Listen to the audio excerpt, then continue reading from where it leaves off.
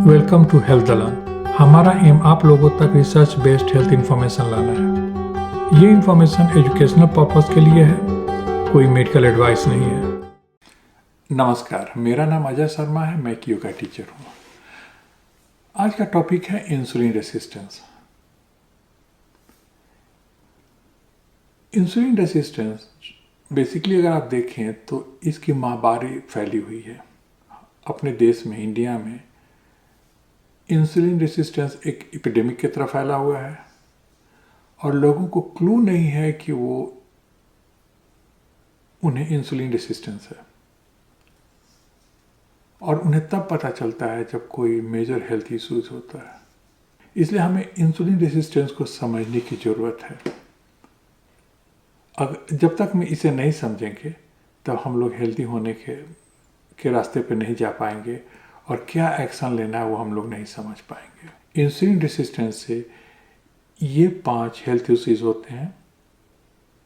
पहला होता है हाई ब्लड ग्लूकोज, सेकेंड होता है हाई ब्लड प्रेशर, तीसरा होता है एब्डोमिनल ओबेसिटी जिससे पेट के अराउंड जो फैट होता है वो होता है, हाई ट्राइग्लिसराइड्स होता है, और लो एचडीएल जो गुड कोलेस्ट्रॉल वो कम होता है। तो ये 5 होते हैं, और इन पांचों में से अगर आपको 3 हेल्थ इश्यूज हैं तो फिर आपको मेटाबॉलिक सिंड्रोम है। मेटाबॉलिक सिंड्रोम बेसिकली इन पांचों में से 3 हेल्थ इशू होता है, उसे हम कहते हैं मेटाबॉलिक सिंड्रोम है। और ये मेटाबॉलिक सिंड्रोम जो है आपके लिए काफ़ी मेजर हेल्थ इश्यूज कर सकता है, और काफ़ी हेल्थ इश्यूज आपके साथ होता है। उसकी लिस्ट काफ़ी लंबी है, जैसे heart attack, stroke,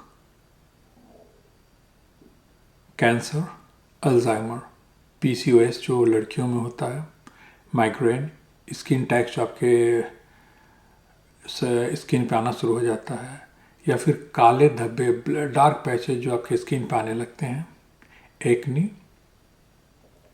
bone health, kidney issue,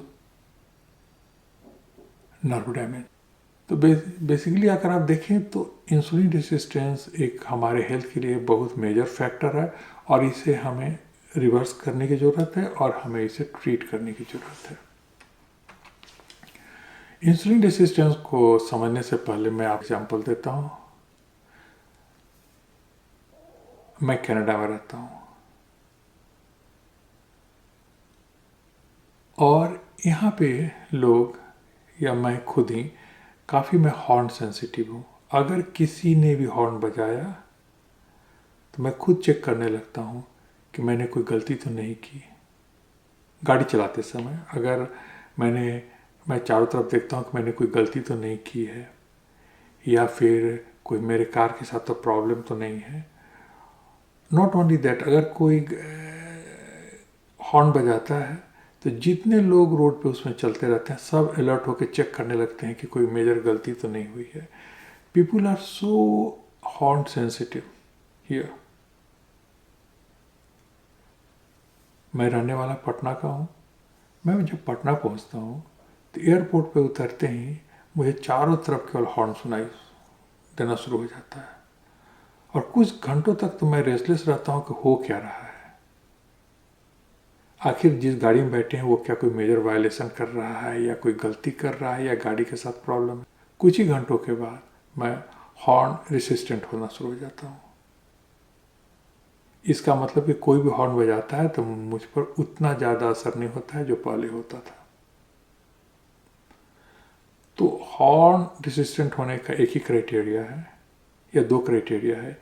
एक कि आपके अराउंड जो है काफ़ी हॉर्न बज रहा हो, और फिर आप उस पर उस तरह से रिस्पॉन्ड ना करें। तो पटना पहुंचते ही मैं हॉर्न रेसिस्टेंट हो जाता हूँ।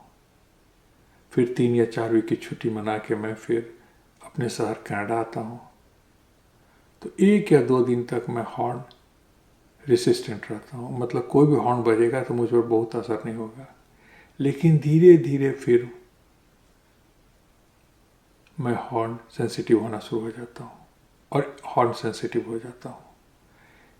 तो हॉर्न रेसिस्टेंट से हॉर्न सेंसिटिव होने का बस दो ही क्राइटेरिया था कि मेरे अराउंड हॉर्न कम बज रहा था, और इसका रिजल्ट हुआ कि धीरे धीरे हम हॉर्न सेंसिटिव हो गए। यही स्टोरी है आपको इंसुलिन रेसिस्टेंस की।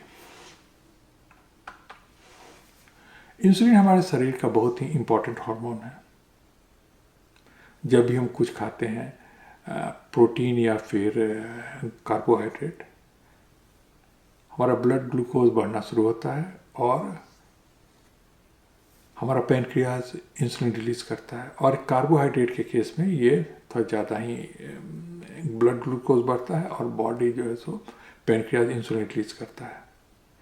पैनक्रियाज का बहुत काम है, उसमें एक काम होता है कि जो हमारे सेल के ऊपर जो रिसेप्टर हैं वहाँ पर अटैच करता है।